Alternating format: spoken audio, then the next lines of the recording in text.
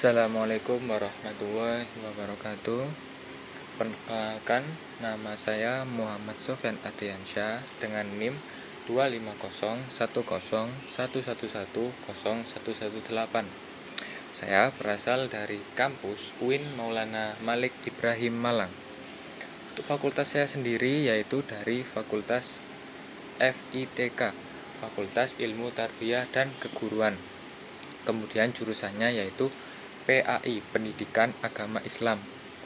Nama mata kuliah saya kali ini yaitu Pancasila dengan dosen pengampu Bapak Muhammad Tulus. Langsung saja kita masuk ke dalam materi kali ini yang berjudul Ketajaman dalam menganalisis pentingnya memiliki wawasan Nusantara dalam berbagai bidang. Untuk latar belakang materi kali ini yaitu globalisasi membawa dampak besar bagi Indonesia, baik positif maupun negatif. Di satu sisi, kemajuan teknologi dan keterbukaan informasi memudahkan akses, pengetahuan dan peluang ekonomi. Namun, di sisi lain, arus budaya asing dapat mengikis identitas nasional jika tidak disikapi secara kritis. Dalam menghadapi hal ini, wawasan Nusantara berperan sebagai pandangan yang menyatukan bangsa dan menjaga keutuhan NKRI. Tetapi, wawasan tersebut hanya efektif jika disertai kemampuan berpikir kritis dan analitis agar masyarakat mampu menilai secara objektif setiap pengaruh global tanpa kehilangan jati diri. Berpikir kritis menjadi kunci untuk memilah informasi, menilai nilai-nilai baru, serta menjaga keseimbangan antara keterbukaan terhadap dunia dan pelestarian nilai kebangsaan.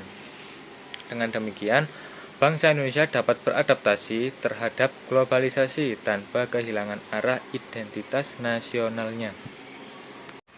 Lanjut, untuk pengertian dan hakikat wawasan Nusantara. Wawasan Nusantara adalah cara pandang bangsa Indonesia terhadap diri dan lingkungannya yang didasarkan pada Pancasila dan Undang-Undang Dasar 1945. Dengan memperhatikan letak geografis Indonesia sebagai negara kepulauan di antara dua benua dan dua samudra, wawasan ini menjiwai kehidupan bangsa dalam mencapai tujuan dan cita-cita nasional serta mencerminkan pandangan kesatuan dan persatuan wilayah Nusantara.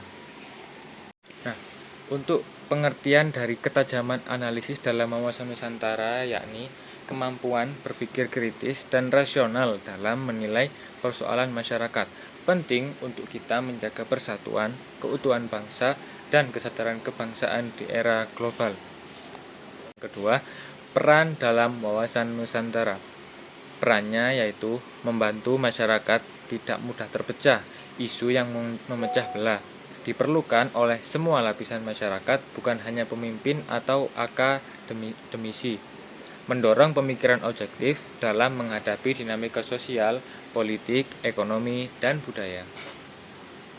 Untuk fungsi ketajaman analisis ini ada beberapa hal. Yang pertama, menilai isu nasional dan global secara proporsional. Yang kedua, menyaring informasi menyesatkan. Apa itu informasi yang menyesatkan? Yang kita sering dengar yaitu info seperti hoax dan lain sebagainya. Poin yang ketiga yaitu mengambil sikap berdasarkan semangat kebangsaan, bukan emosi. Dan yang terakhir, mengutamakan dialog dan rasionalitas. Yaitu dampak terhadap ketahanan nasional itu ada beberapa hal lagi. Ya, yang pertama itu untuk mencegah hoaks dan ujaran kebencian. Yang kedua, menumbuhkan sikap toleran dan nasionalis. Yang ketiga, membentuk masyarakat yang kritis, tangguh, dan adaptif. Kemudian, yang terakhir itu ada harus ditanamkan melalui pendidikan karakter di semua jenjang.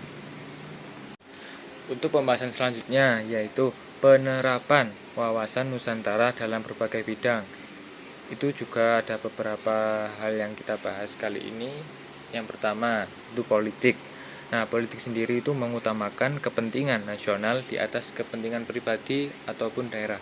Kebijakan politik itu harus adil, inklusif, dan menjaga keutuhan NKRI. Kemudian yang kedua yaitu ekonomi. Nah, ekonomi sendiri itu menekankan pemerataan dan keadilan pembangunan, mengurangi kesenjangan sosial antar daerah. Selanjutnya yang ketiga yaitu sosial budaya. Sosial budaya sendiri memiliki poin untuk menghargai keberagaman suku, agama, ras, dan budaya, dan juga untuk menyaring budaya luar tanpa kehilangan jati diri bangsa. Kemudian yang keempat yaitu pertahanan dan keamanan. Dasar strategi pertahanan semesta yaitu melibatkan seluruh rakyat dan sumber daya untuk menjaga kedaulatan. Nah, yang terakhir yaitu pendidikan. Pendidikan ini menanamkan nilai kebangsaan dan cinta tanah air, membentuk generasi kritis, cerdas, dan bertanggung jawab terhadap keutuhan bangsa. Nah, kita sudah masuk ke pembahasan terakhir ataupun kegiatan penutupan, yaitu kesimpulan. Nah, dari kesimpulan yang kita bahas materi kali ini, yaitu di era globalisasi, Indonesia menghadapi tantangan dalam menjaga identitas dan persatuan bangsa. Wawasan Nusantara berperan sebagai pedoman cara pandang yang berlandaskan Pancasila dan Undang-Undang Dasar 1945 untuk memperkuat keutuhan NKRI.